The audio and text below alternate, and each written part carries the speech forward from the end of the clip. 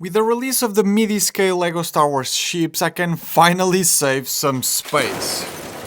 UCS Millennium Falcon for sale, like, for real. I've been saying this for quite some time now. While the UCS style sets are seriously impressive and take LEGO building to a whole new level, there's one fatal flaw with them. Depending on size, you can't really display them at home unless you have dedicated furniture and space, and so midi-scaled sets like the Executor from last year and now the Invisible Hand, Tantive 4 and the Millennium Falcon feel to me like the perfect display sets any Star Wars fans would have no issue setting up at home or the office. They're relatively small, tasteful adult pieces that don't scream LEGO and are all individually priced under $100, which is a major plus in my eyes. All sets feature these new banners in the boxes to celebrate the 25th anniversary of LEGO Star Wars and are all age marked 18+. The celebration aspect of all three goes even further by including a special printed brick, but more on that later on. Now, starting with my least favorite of the three, here's the Invisible Hand. As much as I love the prequels, this ship's design isn't my favorite when compared to the others. It doesn't feel very spaceship-like. It does have a few stickers next to the bridge represented with a single transparent tile over there. Trans yellow pieces to represent windows can be seen in a lot of places. There's the tower and the thrusters in the back, though my favorite detail has to be the shields from the ship's hangar, represented with the trans blue panel pieces Obi-Wan and Anakin barely managed to disable upon entering the ship. The starfighters they flew in are actually represented inside with these round plates, a fact that is mentioned in the building instructions. One thing worth mentioning though is the play feature this set has, where the ship will split in half, just like in Revenge of the Sith. Not that you will ever display it broken in half for another happy landing, but still nice to know it's there, I think. The stand will be similar across all ships, all black base with grille elements and a printed 4x4 plate at the front with the ship's name. All three sets also have this anniversary brick that can be placed at the base by removing one of these elements. The Executor also had one of its own, so I'm guessing after a while you'll end up with a couple different bricks celebrating different things, which is why I actually prefer to display the ships without them for consistency's sake. This does seem like the perfect spot to include minifigures, so if you have a General Grievous at hand, this would be kinda perfect for it. But I for one am thankful that these do not have minifigures, as that would have driven the price up unnecessarily. The build was enjoyable to do with your average studs not on top techniques, and done rather quickly for the 550 piece LEGO model that it is. The piece count and size also make it the cheapest 18+ LEGO Star Wars set available for purchase at the moment at just $50, which makes it an easier entry-level purchase for people who haven't touched LEGO in years, as opposed to the big and eye-catching UCS sets. Next up is the Tantive 4, in my personal opinion with better looks than the previous ship, and I'll always be a fan of brighter color schemes when compared to the boring grey ship designs. These are not built to match the same in real-life scale to one another, but I'm fine with that as they look really good together and feel like they belong in the same collection like the dioramas or the helmets. The engine section is most impressive with this one, but was equally boring to build due to the fact that all of the individual thrusters are identical. Same goes for these details here, with a lot of stickers going on both on the top and bottom sides of the ship. Besides that, the rest of the build was very straightforward, with some interesting angles in this section towards the front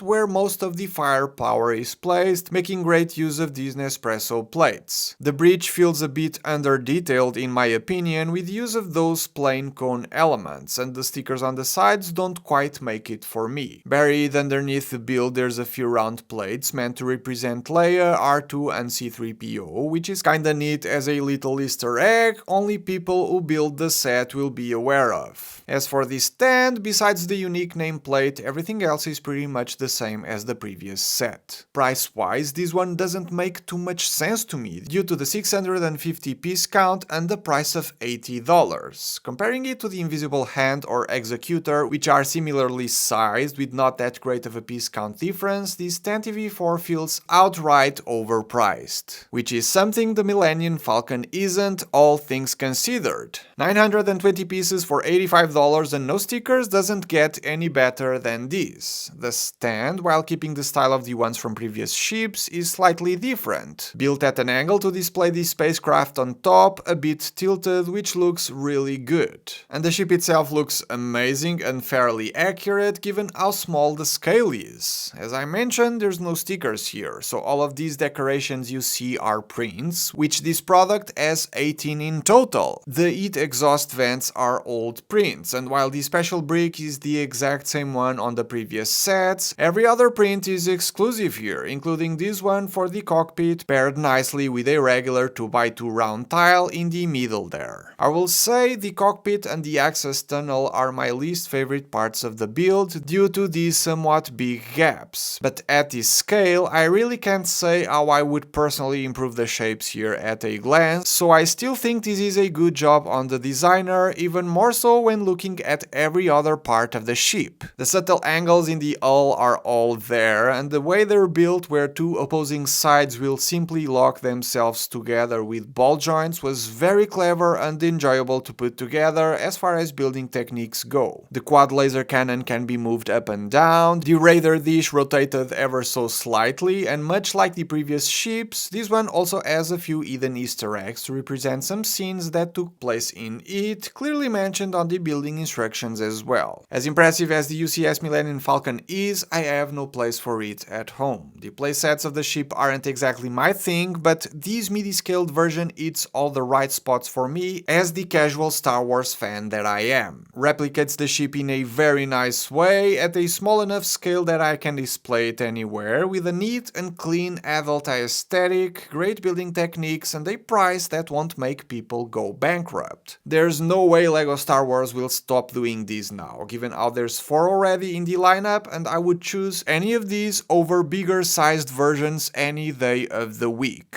Here's hoping for a Republic cruiser in the future. I would love to see an X-Wing done at this scale, believe it or not, and the Venator would make me destroy the UCS Venator in a heartbeat. Subscribe for more LEGO destruction, and I'll see you all in the next one.